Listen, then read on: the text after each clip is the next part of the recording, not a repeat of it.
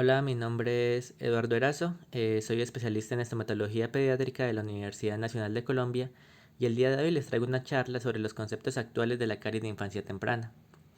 Es así como la CIT es definida por la Academia Americana de Odontología Pediátrica como la presencia de una o más lesiones de caries dental, cavitadas o no, dientes perdidos por caries u obturados en niños de 0 a 5 años de edad.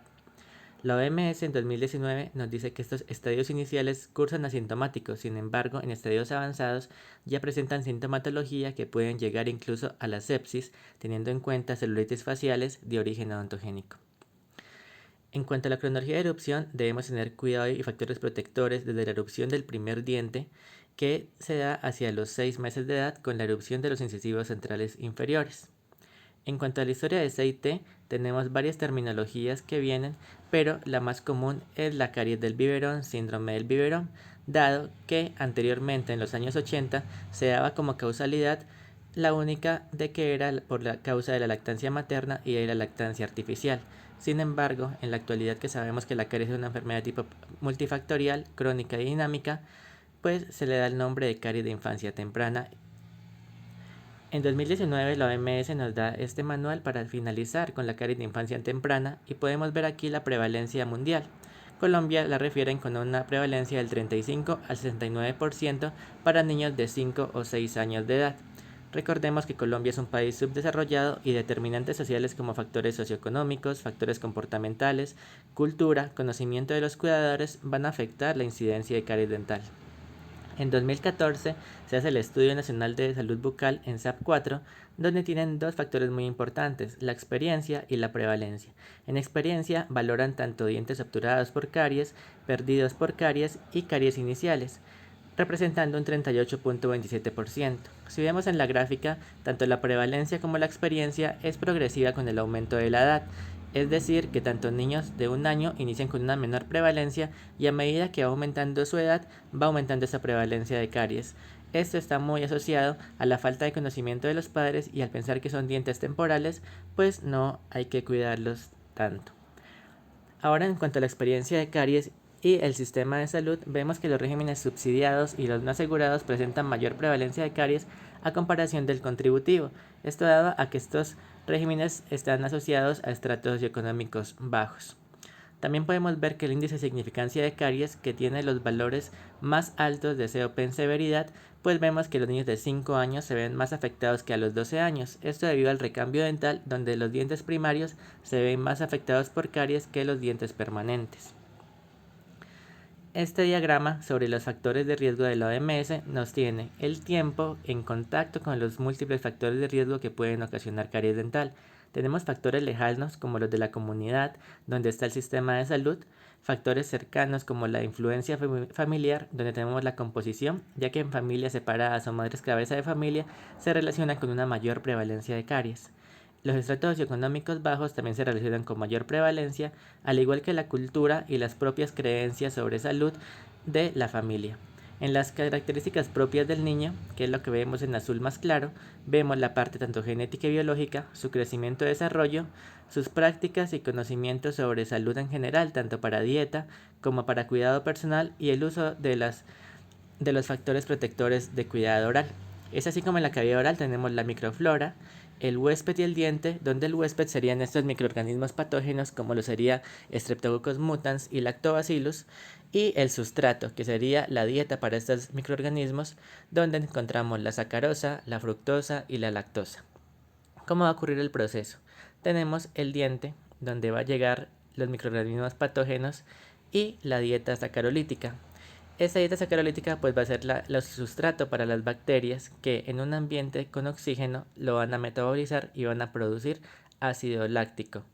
A pesar de eso, la saliva tiene un pH alcalino y además tiene funciones antimicrobianas, funciones de remineralización y tiene el efecto buffer, que es un sistema de bicarbonato, el cual nos va a ayudar con esta parte de nivelación del pH y eliminación de bacterias patógenas. Sin embargo, ocurren principalmente en las caras libres y las superficies interproximales y oclusales debemos realizarlas también con ayuda de remoción mecánica. para evitar que así el biofilm, que inicia con la adhesión bacteriana inmediatamente después del cepillado, después una colonización primaria y por último esa colonización secundaria, que es donde inicia la pérdida del pH. Teniendo en cuenta cuando inicia ese proceso ya de desmineralización en sí, tenemos un desequilibrio en el calcio fosfato. La hidroxiapatita tiene un pH crítico del 5.5, lo que quiere decir que cuando llega ese pH inicia este proceso de desmineralización si no tenemos ningún factor protector como iones flúor presentes en boca. En cuanto a la distribución de los tamaños de los poros del esmalte, tenemos una zona superficial con unos poros de aproximadamente 40 micrómetros, los cuales van a permitir la difusión como de gradientes de iones flúor, iones calcio, iones fosfato y además van a dejar permitir el paso de estos microorganismos patógenos, por lo cual las lesiones de caries siempre se van a ver en la subsuperficie del esmalte en sus estadios iniciales. En el cuerpo de la lesión vamos a observar el 50% de los procesos de desmineralización y en la zona translúcida vamos a ver ese primer indicio de caries inicial, es decir, las manchas blancas. Por eso en mancha blanca vemos una zona superficial intacta y vemos que la subsuperficie sí tiene un cambio de color o de opacidad. Y en la zona oscura vamos a encontrar esos procesos de remineralización y entre más procesos de remineralización, más oscura se va a tomar esta zona. En el ciclo de desmineralización y remineralización tenemos un pH en cavidad oral de aproximadamente 6.8, es decir, alcalino. Sin embargo, cuando tenemos la ingesta de azúcares, ya podemos llegar a un pH crítico del 5.5. Pero cuando tenemos factor protector como ion flúor, la hidroxiapatita va a formar fluorapatita. Y la fluorapatita tiene un pH crítico del 4.5, siendo más resistente la estructura dentaria a los cambios del pH. Sin embargo, cuando los hidrogenianos siguen agotándose, ya ese pH crítico pues va a empezar los procesos de desmineralización y va a iniciar las caries dentales. En cuanto al patrón del proceso de la lesión en CIT, encontramos que los afectados van a ser inicialmente los incisivos centrales y laterales superiores, seguidos por el primero y segundo molar y simultáneamente o consecuentemente el primero y segundo molar inferior. Los que no se van a ver afectados van a ser tanto el central y lateral inferior debido a la protección que ofrece la lengua sobre ellos. Aquí podemos ver clínicamente cómo se ve el aceite. Vemos incisivos superiores, molares superiores y molares inferiores afectados, pero los incisivos inferiores los pueden ver totalmente sanos, siguiendo el patrón de aceite característico. En 2019 se crea la Guía Práctica del Caries Care con investigadores y cariólogos que hacían parte del ICCMS, que fueron los creadores propios del ICDAS.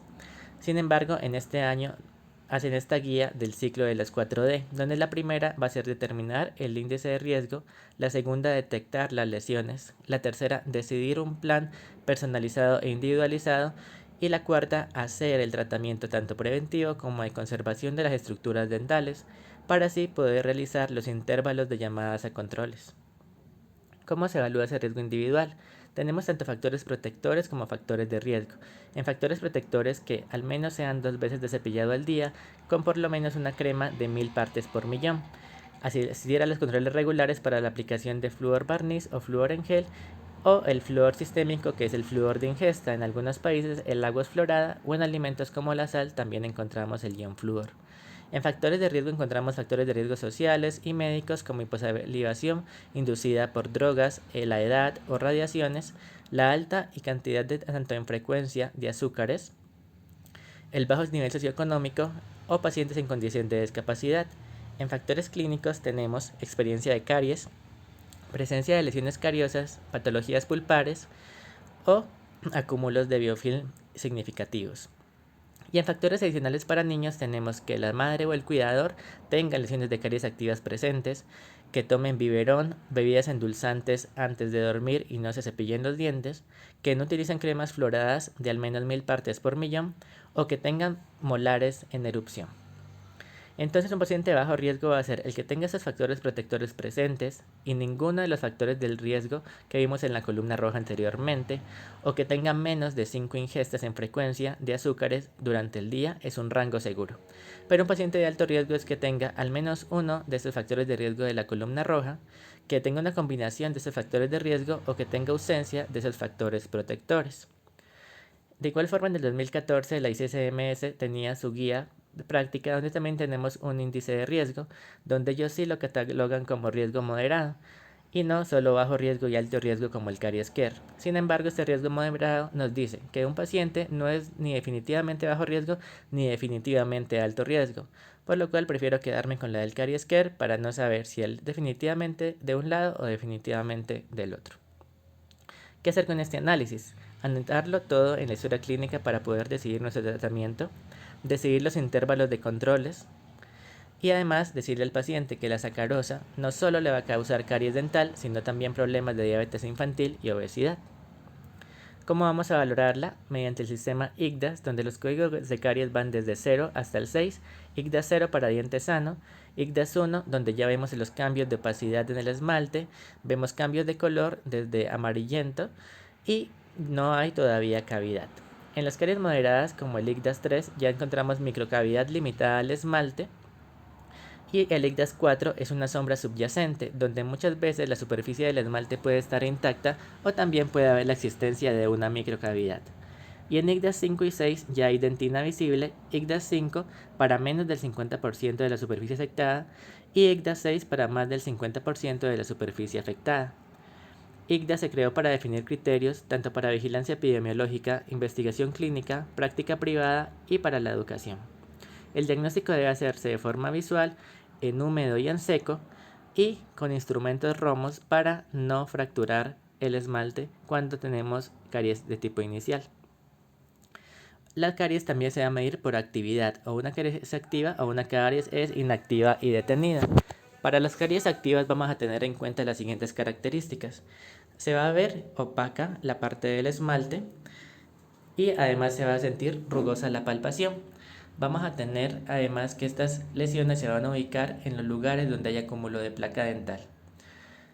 En las lesiones de caries extensas vamos a tener una dentina suave o en forma de cuero, mientras que en las dentinas inactivas o detenidas esas superficies van a estar más brillantes, van a estar duras y además van a tener colores más marrones e incluso negro, y ya van a estar alejados de esos lugares de acúmulo de placa. Y en caries extensa, la dentina ya no va a ser blanda ni en forma de cuero, sino que por el contrario va a ser brillante y dura. Radiográficamente la vamos a dividir por tercios, donde las caries iniciales van a tener una radiolucidez inicial en el tercio superficial de la dentina, la moderada en el tercio medio de la dentina y la extensa, esa radiolucidez puede estar en contacto incluso con pulpa. Y en el diente santo lo vamos a ver totalmente radiopaco en toda su parte de esmalte y dentina. Aquí podemos ver los incisivos, afectada el tercio superficial de la dentina. En el molar, en el segundo molar primer molar, podemos ver que esa radiolucidez está hasta contacto con pulpa. En este molar podemos ver que está en la parte media, en el tercio medio de la dentina, al igual que los incisivos de la imagen de la derecha. ¿Cuál es el manejo adecuado? Entonces debemos decidir según el nivel de riesgo del paciente. Si es un paciente de alto riesgo, los controles deben ser trimestrales. Sin embargo, si es un paciente de bajo riesgo, pueden ser los controles semestrales, aparte de que debe tener intervalos de aplicación de flúor barniz. Para las caries extensas se puede hacer tratamientos de tipo operatorio convencionales o se pueden hacer tratamientos no operatorios como lo es la técnica de Hall o el uso de cariostáticos como el fluoruro de amino de plata. Para las caries moderadas también se pueden hacer tanto tratamientos operatorios como ART o tratamientos no operatorios. Para las caries iniciales se hacen tratamientos no operatorios o a veces tampoco se haría ningún manejo, solo recomendaciones de higiene oral en casa si es un paciente de bajo riesgo. Y en dientes sanos, pues no se hace ningún tratamiento. ¿Cómo lo debemos hacer? En la casa, para todos los pacientes, referir 2 cepilladas por lo menos al día de duración de 2 minutos, uso de pasta fluorada de al menos 1100 partes por millón, y para los pacientes de alto riesgo, más que todo en población adulta, la crema dental de 1450 partes por millón. Para pacientes de alto riesgo se puede hacer aplicaciones de flúor barniz o flúor en gel hasta de 2 hasta 4 veces en el año, además de las motivaciones que se debe dar a esos pacientes para que continúen con una buena higiene oral y sellar esas fosas y fisuras que representen riesgo en el paciente. Para el manejo del paciente, entonces, los no operatorios está la aplicación del flúor, los sellantes que pueden ser ahora preventivos o terapéuticos. Los preventivos en aquellos pacientes de alto riesgo que tengan dientes sanos lo aplicamos en fosas y fisuras, pero los sellantes que son de tipo terapéutico son sellantes que se colocan ya en caries iniciales, pueden ser en ICDAS 1 o en ICDAS 2, incluso refiere que en ICDAS 3 se puede colocar sellante, sin embargo que el paciente esté comprometido con el tratamiento de higiene oral y asista a sus controles.